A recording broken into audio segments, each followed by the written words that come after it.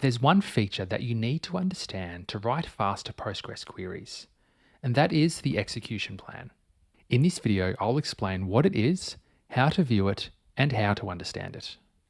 An execution plan is a representation of how the database will run the query. It's the first step you take when looking to improve a query, as it shows you a lot of helpful information and areas for improvement. Here is a sample query we'll use. It's based on a fictional bookstore, and it selects some details about an order and the customer for orders placed in Canada. I'm also using pgAdmin for this video.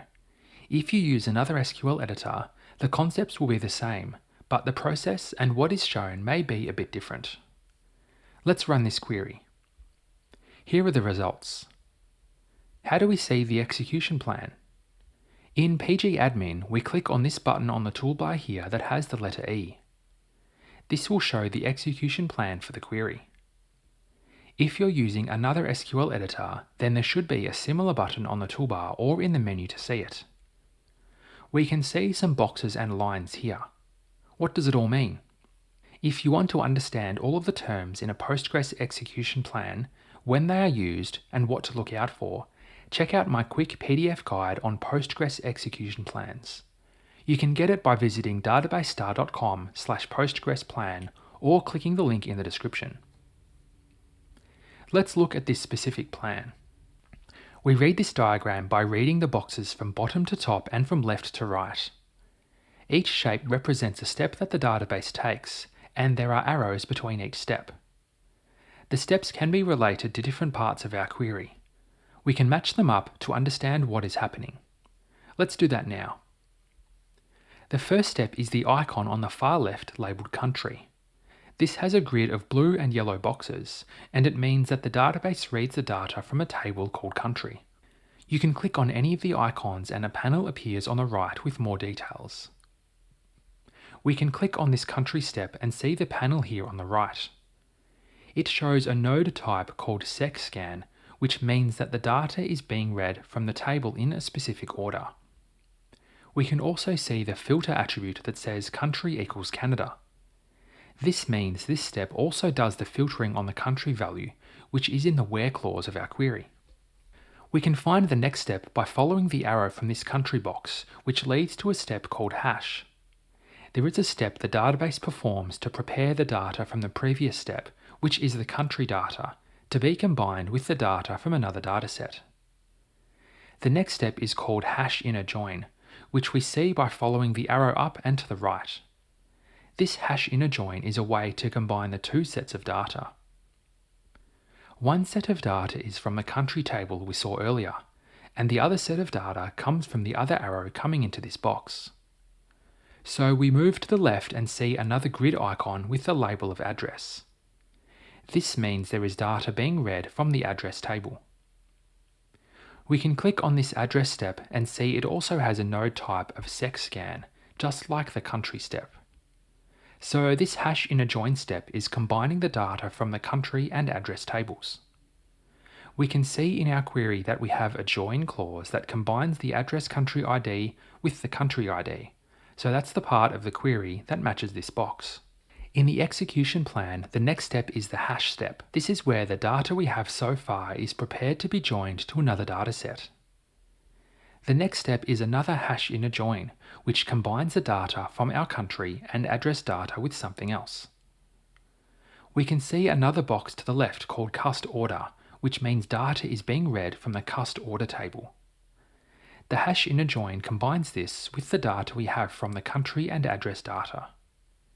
In our query, this is represented with the join clause that says custorder.destAddressID equals address.addressID. You'll notice that the order of the tables being accessed in the execution plan is different to the order specified in the query. This is okay because the database has worked out the best way to access the tables, regardless of the order that you write them in your SQL. The arrow out of the hash inner join goes to something else, but there's another box further down that is also used. This box has some blue and yellow boxes but looks different to the others. It's got a label of PK customer, which is the name of a primary key. We can click on this PK customer box to see what the panel shows us. The node type says index scan. This means the database is getting the data that it needs using the index on the table. In the panel, it also says the index name is pgCustomer, which is an index created as part of the primary key. It says the relation name is customer, which is another name for table, and confirms that the data comes from the customer table. So it uses the index to look up the required data from the customer table. This is a helpful step. The final step is this nested loop inner join.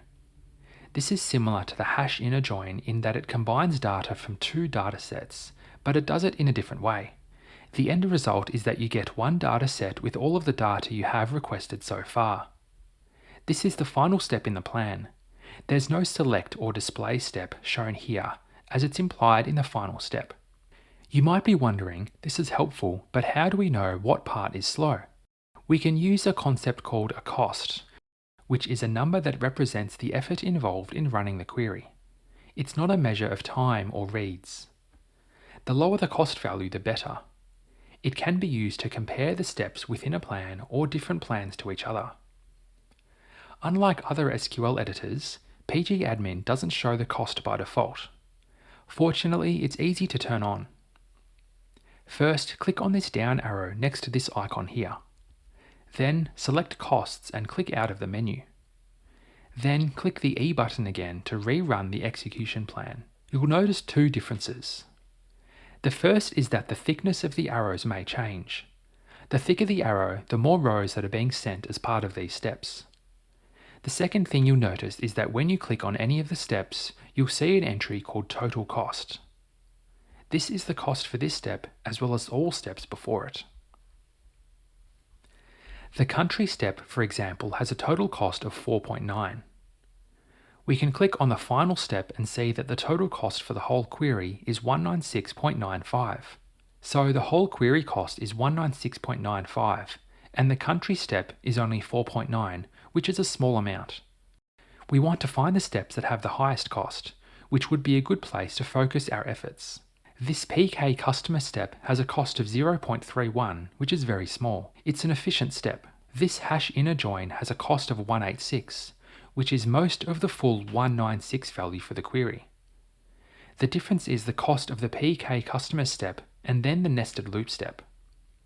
Let's keep moving to the left. The cust order step has a total cost of 131. There are no steps before it, so the entire cost is for this step. This is most of the 186 cost from the next step, so the remaining 50 or so in the cost is for the remaining steps. As you can see, we need to do a little bit of maths to find out which steps have the highest cost, but it doesn't usually take too long. Learning how to read this execution plan in Postgres is helpful and is the first step when looking to improve the performance of a query. If you want to see an example of improving a query in SQL, check out this video here, where I demonstrate how to speed up a query by using a particular technique. Thanks for watching.